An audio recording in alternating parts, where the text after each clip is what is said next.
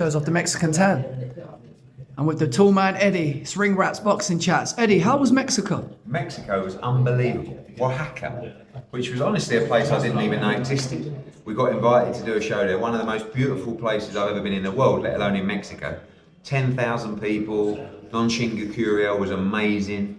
Come straight back for these press conferences and they were heading back to Orlando on Wednesday for Berlanga against McCrory. I mean, in an ideal world, you'd have just camped up in Orlando and kept back for a week. But unfortunately, fortunately, we've got the press conferences that are very exciting in themselves. You've took James Brown's mantra, the hardest working man in showbiz, yeah? No, we just crack on, mate. We love it.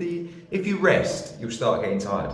I loved the Curiel Nontshinga rematch. That went under the radar. I mean, I wanted to go to Monaco, and that obviously stole the show that night. Brilliant fight, brilliant turnout. What did it mean for Nontshinga? I mean, yeah, amazing. I mean, him and Colin Nathan, they're a great pair, two lovely fellas.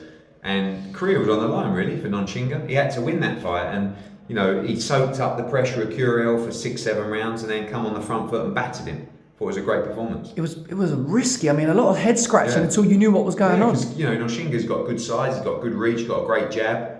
But just chose to drain Curiel. Rope-a-dope. Yeah, it was a light flyweight rope-a-dope. Is Sonny biting it out, or is he still saying? I like the fight. You know, Sonny wants to become a 2-division world champion or 2-time world champion, and a fight against Nontshinga, I think it's a great one. So yeah, it could be next. Obviously, you've got quite a good handle on that weight classes around there. So there's a lot of matchups you can make. Yeah, and they're all up for fighting everyone. That's what I love about that division. Because, you know, historically it's not a division that's been overly lucrative for those fighters. But when they're in big fights, they're getting paid very well. You saw that with Sonny and Bam. You know, hopefully Bam against Estrada, Chocolatito against Estrada many times before. You know, Nontshinga against Sonny. Like, so many different options, but they rarely say no. 2 more questions, Eddie. Berlanga's out this weekend in Orlando, as you mentioned. Back at the Caribe Royale? Yes. Lovely venue? It's good. Well, last time we were there, we were in the small one. He's got one that holds 4,000, which is where Jake Paul boxed last time, and Serrano.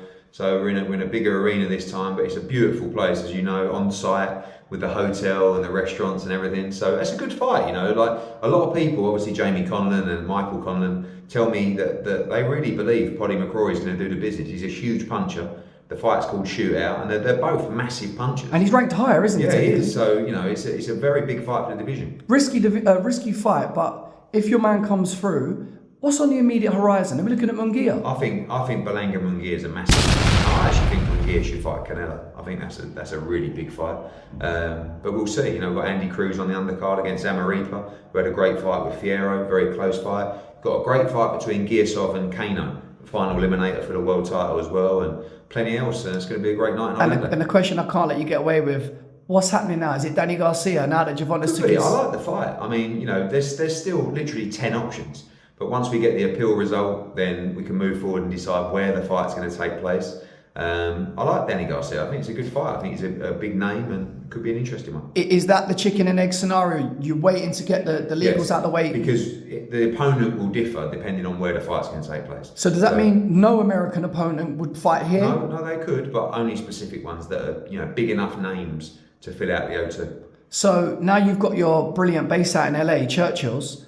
More of the Matchroom guys actually happy to be based and fight out there. Yeah, I mean, you saw a couple of the young, obviously Conor, but Joe, Cordina, but the younger guys like George Liddard and Jimmy Sains, you know, they spent the camp at the Matchroom gym in Santa Monica.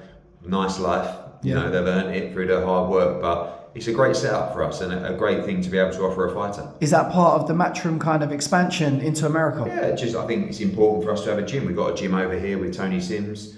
And now we've got one in Santa Monica for all of our fighters, US or Brits, to go and train him. And Eddie, lastly, did you speak to AJ last night?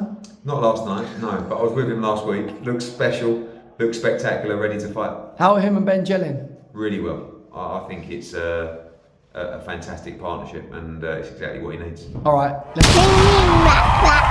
Ring Raps!